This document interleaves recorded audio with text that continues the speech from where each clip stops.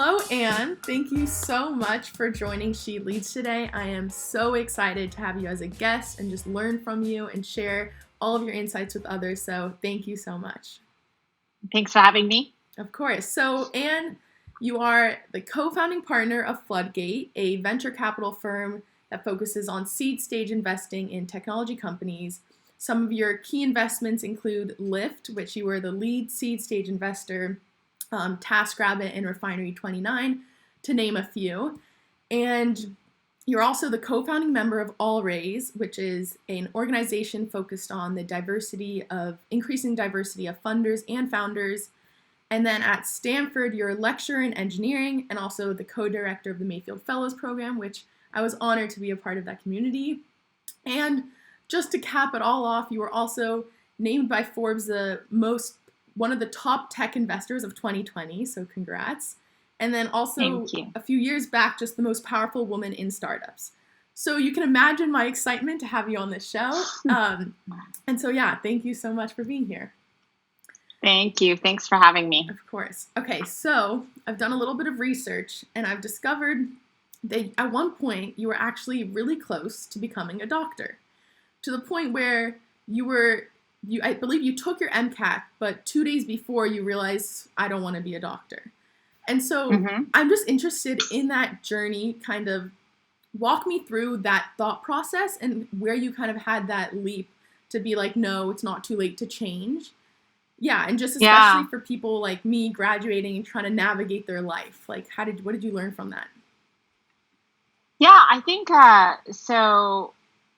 I think there were a couple things that I really learned.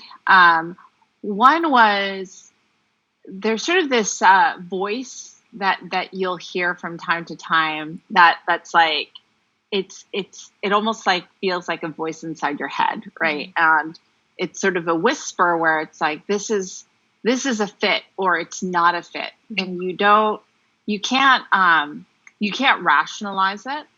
And it's what I realized is it's really important to learn to listen to that voice, because it was that voice that suggested to me, maybe this path that you're on is not the path that you should be on.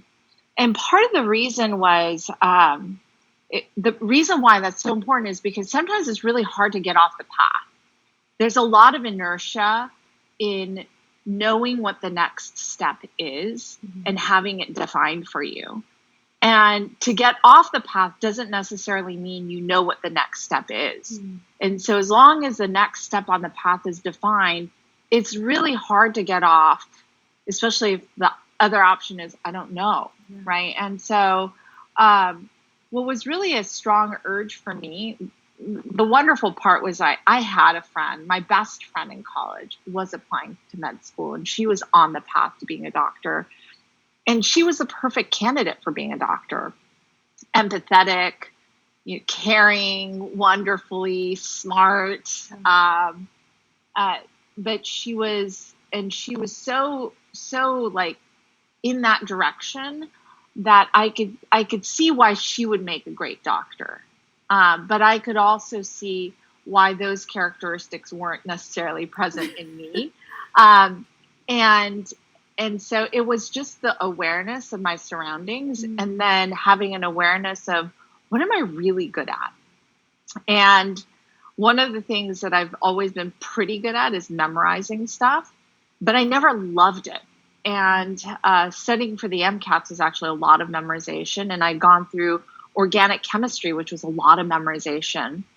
And I remember thinking to myself, these are not things that I love doing. And I can imagine in med school, there was also going to be a lot of memorization. And so I was pretty good at mapping, like, what do I need to be good at to be great at something? And so I could start to see, like, those are the things that I don't love. Like, there were things that I loved about being a doctor, saving lives and like making a real meaningful difference and doing something that was really important. But I could see that there are 1,000 other people who would be much better at it than me. And so I knew that I needed to find the path that was more suited to me. Yeah, that's amazing. So you didn't actually know where that was going to go. You just knew that even though you may be good at memorization, you knew that that passion wasn't there, and like you couldn't see yourself being a doctor every day of your life and things like that. So you almost just took that leap. So I'm interested. Yeah. Were there people, because pre-med, that's like a lot of classes, a lot of dedication and work. So were there people telling you, no, you're crazy? Like it's quite risky and just a lot to ask to just be like, I'm going to drop it all. No, actually at that point there were no naysayers and sort of the additional, like, what else do I do? Yeah. I was still, I guess, that was the year between sophomore and junior year. And so I still had like one more summer to kind of figure it out. I had invested into a lot of extra classes that I probably didn't need to take. And so that was a disappointment. But it was like, there were science classes that I kind of enjoyed anyway. So it didn't feel like a huge cost. But it did sort of set me down this path of like, oh, shoot, like, what do I do? Yeah. So, okay, so now I kind of want to go back to 2008. It's a big year for you. In that, so there was a financial crisis going on. You were also completing your PhD in quantitative modeling and computer security at Stanford. And you were pregnant with your oldest daughter, Abby. No, it was my second child, actually. It was with Aaron. Oh, really? My son. Okay. Yeah. So already you had Abby. Okay. So you're pregnant, and then you had this opportunity to now start your own VC firm in Floodgate. So yeah, walk me through that, because most people would be like, this is enough on my plate. So what made you want to start your own VC firm? Yeah. Well, it was actually sort of a gradual process. So the baby actually came later. I already had Abby. She was 18 months old at the time. Oh, I see. And so I had one child, very young. I had, and I had this PhD that I was getting pretty close to finishing. And I had this sort of idea that I wanted to start a company actually in that space. And I ended up talking to a bunch of people who I respected. And one such person suggested that I find an angel investor who knew a lot of startups, and that maybe I could see sort of what the context of the world was. So I'd worked for 5 years before I went back for my PhD. And then I was in the PhD for 4 years at that point. And so I lost a lot of context in the real world. So I took that advice and went to someone who had spoken in one of my classes and asked him if I could come and see all of the deals he was seeing. And so in 2007, I started this project where every Wednesday I would basically go in and see all the deals this angel was seeing, and I'd give him feedback on the things that I thought were right or were not right. We ended up really just enjoying working together. And I felt like I was learning a ton. I was seeing some really interesting things. And in early 2008, just as the financial crisis is hitting, this person, Mike Maples, turns to me and says, well, this isn't the venture-backed startup that you were thinking of, but I think I might have raised a fund, and now it's a backed venture startup. So if you want to join, like, you could be a co-founder here. Yeah. And never in my wildest dreams did I think that I was going to, go back to being a VC. I'd been an analyst at a venture capital firm right before my PhD. So, it's kind of weird to go right back to the same industry, same kind of job right after you finished, 4 or 5 years of education. But a lot of things had changed in the market, and a lot of things were continuing to change. And I could see that because I was at the forefront of research that was happening, of the way technology was being used, because we were at Stanford. And so you could see that actually financing would change as well. Yeah. And so because I had that context and because I had this education, I could see that. And I loved working with this guy. He was just so dynamic and smart, and he thought about the world in a different way. And I felt like I could learn from him. And what I loved about him was also he was willing to take this huge risk on me. I was totally unproven. We just knew that, like, we thought in different ways, and I felt like he brought something to the table that would make me think more differently. And so I kind of jumped at that chance and dove in. There were a lot of naysayers at the time saying like, that's kind of crazy and risky. My mom was always afraid I wasn't going to finish the PhD. And so I promised her I would. And so there was a period of my life where it was just sort of one day at a time. Like, what do I make a difference in? Do I make a difference in my PhD thesis? Do I make a difference as a mom? Do I make a difference as an investor? And I would wake up at like 4:30 in the morning to work on my thesis, go to work, come back, be a mom, work again on my thesis, and rinse and repeat. Wow. And by the time, 3 or 4 months passed, then I'm pregnant with my second child. And I ended up defending my thesis 6 weeks after I gave birth to my son. You're crazy.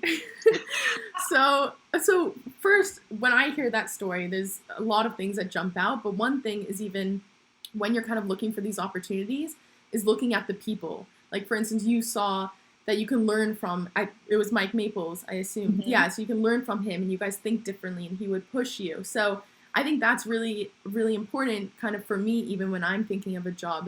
It's who do I want to learn from?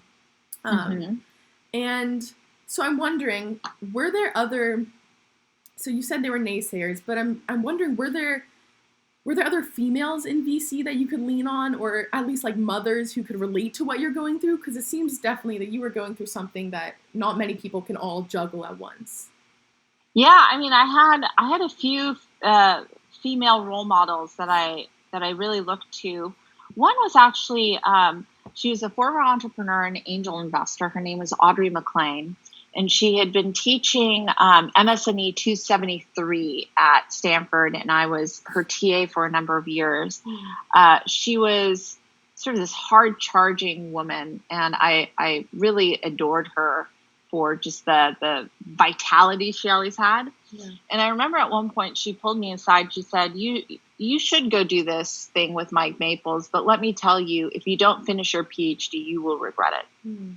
And she was probably the one person who just kept at me in terms of, have you finished that PhD? Are you going to do it? What have you done today? Mm-hmm. And she really made it an important part of my life. And so I really appreciate that. The other person who really made a difference, I remember, is Teresa Gao. Mm-hmm. At the time, she was at Excel.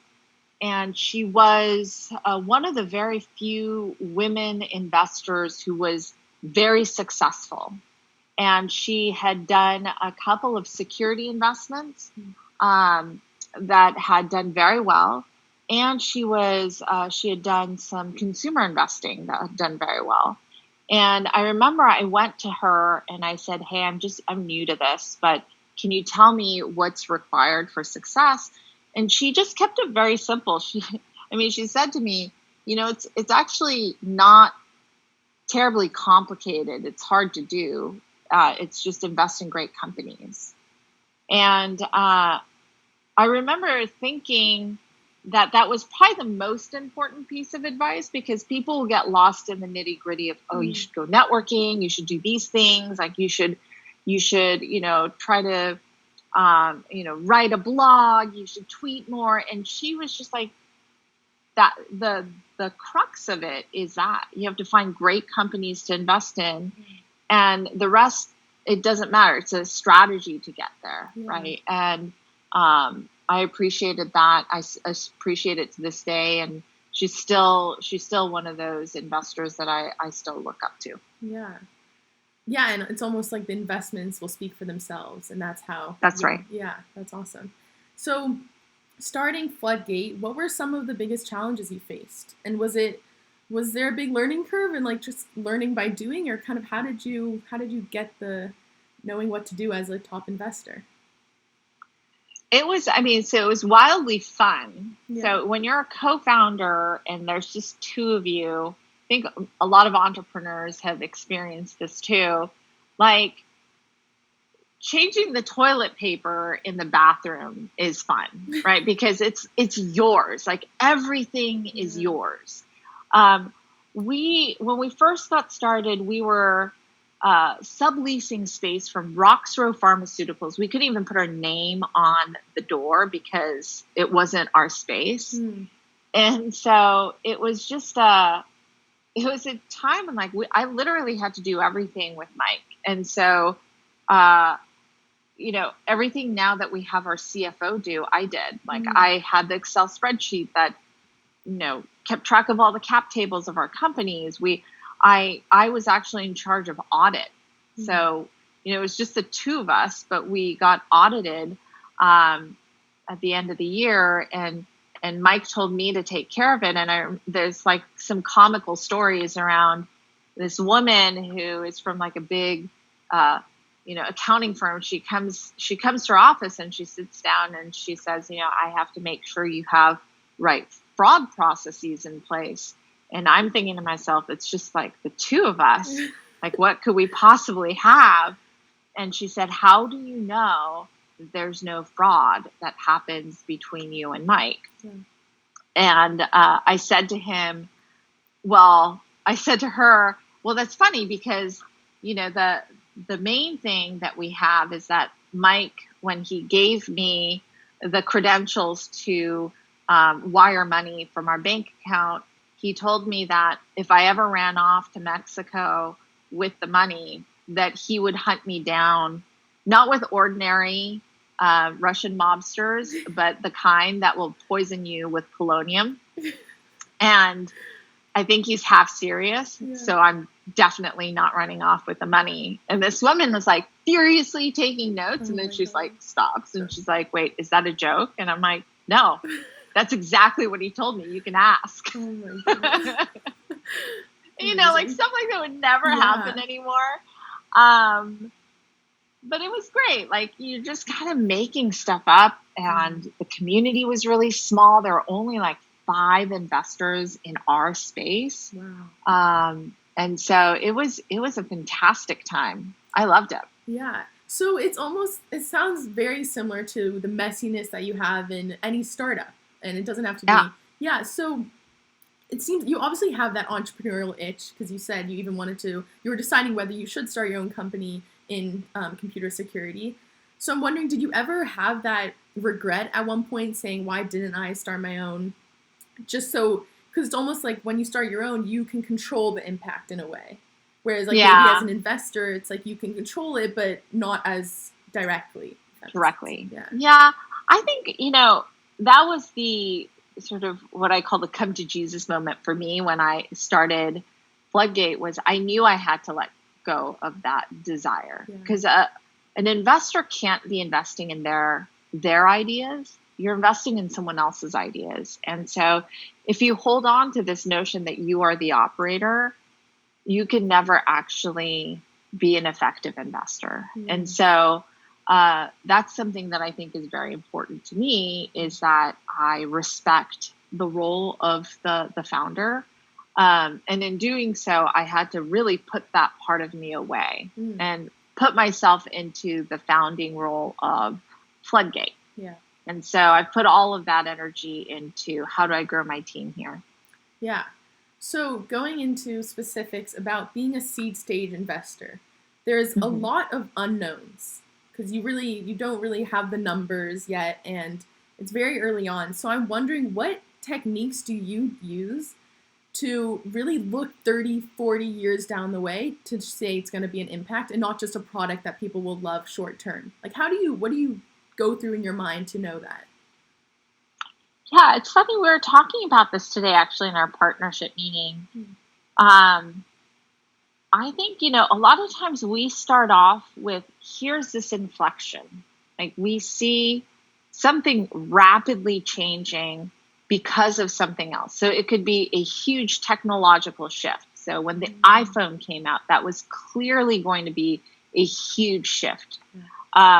You could see other shifts coming with gig workers. So there was something in how people wanted to sort of separate themselves from just regular work opportunities and become more solopreneurs. And so that's actually a shift that we continue to see. So what you're looking for is a wave. and the very first part of the wave, it looks different from like when the actual tsunami comes, right? Yeah. And so you're looking for the signs of why the water's receding and why everything's changing. And then you're looking for the signs of what's the timing for that real wave to come through. And so, a good example of that right now, people are saying maybe from a regulatory standpoint, you're going to see this huge opportunity in telemedicine. And then the debate is whether or not that's going to be in companies that already exist in telemedicine, or if new companies will be created as a result. And so, I think we're still figuring out some of those pieces. But when we think about, forward-looking opportunities, that's what we're thinking about. Like, what's the seismic shift that's just happened that then causes a new landscape to emerge? Yeah. Wow. That's awesome. And then, so I really want to connect kind of what we're going through now with coronavirus and how there's so much uncertainty still, and we don't really know what's going to happen a week from now, a month from now. So do you have any advice kind of for the general public in dealing with this uncertainty? Because I assume that you're kind of used to uncertainty with everything, with investing and just your day-to-day job. Yeah, I think, one important thing is just to take it one day at a time. Yeah. So there's sort of like, what am I going to do in the next week? What am I going to do in today? Yeah. What am I going to do as a result in the next hour? So just compartmentalizing the impact that you can have.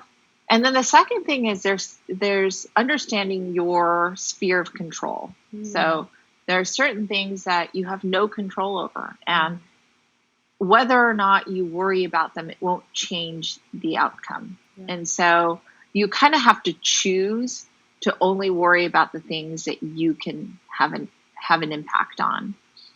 And so those are the things that I focus most on, is what can I actually impact for myself, and how will I make the largest impact on that today? And then you worry about all the other things in the future, like the speculative things. Like, when will we come out of shelter in place? Like, that's more of a conversation than it is a deep-seated worry that you can have. And then the rest of it doesn't necessarily take care of itself, right? But I think there's a lot to be anxious about. But at the same time, there are clear and present opportunities. And so some of it is, I think, framing it in a more positive light. So I think of this as a great reset, right? It's a reset of our habits, because it calls into question everything that we do on a daily basis. Yeah. It's a reset of work. It's a reset of our finances. It's a reset of our health. And in many ways, it's a reset of our economy. And so the places where we can have the most impact is the work that we do, and then our own personal habits, and revisiting, what are we going to do when we get out of this situation? What habits do we want to keep? What habits do we want to let go of? And what can we do today to impact those things already? Yeah. And I think that opportunity is actually quite powerful. And so that's where I see opportunity, both as an investor, but also just as a human being. Yeah, I love that. I think there's so many things to take away from that.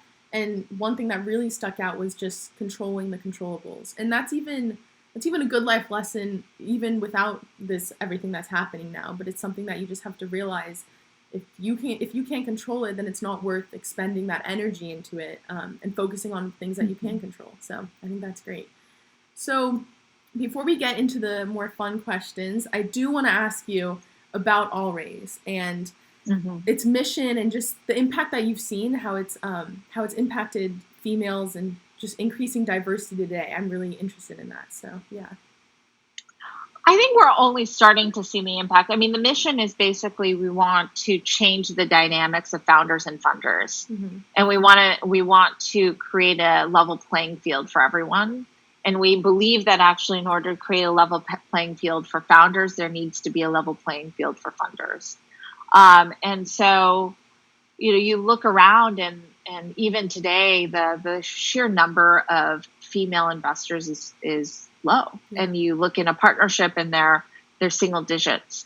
And still the overall percentage of women is single digits. And some people believe, if you have one female partner in a partnership and you've checked the check mark and you're good. I would say in general, like you want to see enough diverse voices within a partnership that all of those different voices that come to the table aren't representative of a particular, stereotype. Like, I don't want to be the person who represents all women consumers at the table, yeah. Right? And so it's great for me to have another female partner.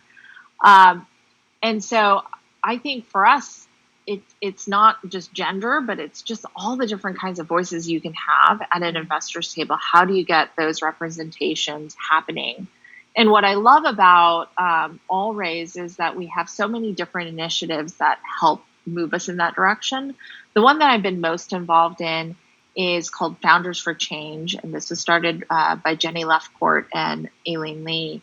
And what we were able to do is we were able to get great founders, whether it was Drew Houston or Brian Chesky or John Zimmer, all of these individuals to say, hey, it's important for us not only to have a diverse management team, but also a diverse board and a diverse set of investors. Mm. And there were actual founders who went on record with the New York Times to talk about the fact that they had faced situations where they could have taken money from non-diverse venture capital firms and they chose not to even meet with them. Mm. And that was a real wake-up call, I think, for a lot of venture firms that were not diverse at all. And so they ended up actually hiring more women. Mm. Now, I don't think that the impact has been nearly big enough, but I think that we're starting to see the impact. And so I'm optimistic that we'll be able to see a change over the course of a number of years. Yeah, I love that mission. So I'm wondering, do you think there's someone that isn't in the conversation right now that should be to like really drive that impact and to make it that much faster? Or is it just kind of this thing that it's almost a ripple effect that once they see other people focusing on it, then I have to as a founder or funder? I think allies should all be very much involved in it. Mm-hmm. I think that men, all sorts, like, hold on for a second. My kids are about to come in. You guys have to be quiet. Abby. Sorry. No, you're totally fine. And so it's really amazing when male allies actually will take on that role of having to push gender diversity. What I think actually becomes really interesting is when you have, as an example, like I often will take meetings with female entrepreneurs where I'm pretty sure I wouldn't make the investment, but I want to help give them advice. Mm. And it would be great if men would do that too. Yeah. Because then they also shoulder the burden of taking time out of their calendar and not just always being go, go, go about the deals that they're about to do. Yeah. And so, I'm always amazed by, like, when I ask for that help, people are willing to do it. But sometimes, like, it takes the asking, and it would be great if I didn't have to ask. Mm. The other thing is just the idea that, there are certain things that I will always get asked to do. So as an example, like sexual harassment policy. I don't want to always be doing the sexual harassment policy. So a male partner should raise their hand to do it. Mm-hmm. Right. And so I think, it's important for people who are in the majority to think about what they can do proactively that supports the minority voice. Yeah. And I think that actually is a meaningful difference. Yeah, I think that's really true and definitely important. Okay, Anne, I could literally go on and ask you 100 more questions, but I won't. So, last 2 questions. One, okay. What is a passion or hobby that you have that's completely unrelated to your work? A passion that I have that's unrelated to work? Yes. I love playing piano. Oh, yeah. So I'm terrible at meditating, but I feel like the only time when I'm actually pretty focused on something, nothing's going through my brain, is when I play piano. Yeah. And so I love doing that. And you feel like present during it. That's great. I do. I really feel present. It's something I've been doing since I was 4, and I didn't practice as much in the last, I would say, 10, 15 years, but sort of picking it back up has been really fun. Yeah, nice. And then my last question is, what is a fun or weird talent that you have that no one else really knows about? And I'll go first. So what I've done is throw blueberries or grapes into my mouth. And it's definitely easier with a partner, but it's just me. So here we go. All right. So here's a blueberry. Okay. Okay. There you go. That is pretty amazing. So I can type the alphabet in less than like 4 seconds. Oh my goodness. If I practice. Yeah. Wow. I think it's related to the piano thing, but I discovered this in junior high when I was actually taking a typing class. Yeah. And we had to do an alphabet test. And then, of course, I asked the teacher, how fast does anyone ever type the alphabet? Because the requirement was like under 15 seconds or something. And I was like, that's ridiculous. Anyone can do that. And he said, I don't know why. And I said, do you think anyone's ever typed in less than 5 seconds? He's like, I don't think so. So I'm like, great, I'm going to try. And I got it in under 4 seconds. Insane. So in junior high, you got it. Like you didn't even. No, and then I've had to prove it to my kids. So you've kept up this talent. Yeah. So then I just have to practice a couple times and then I'm able to do it.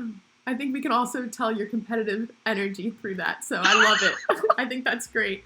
So Anne, really, thank you so much. I've loved this, and I'm just so excited for other people to hear your story and just the lessons you've learned.